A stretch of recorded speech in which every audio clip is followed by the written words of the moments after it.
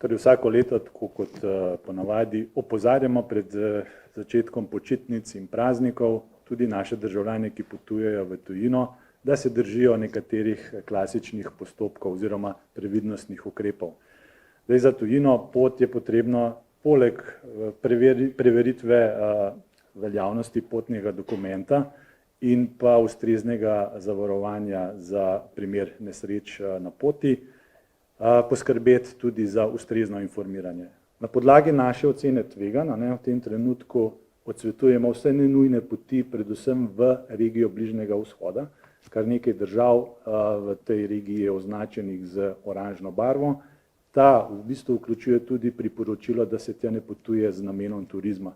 Zdaj, če lahko naštejem nekaj konkretnih držav, Saudska Arabija, Emirati, Katar, tudi Ciper sodi v tiste države, kjer smo ocenili povišano stopnjo tveganja, torej povišano previdnost, še vedno pa menimo, da tveganja niso take narave, ki bi preprečevale pot za turistični namen v Ciper.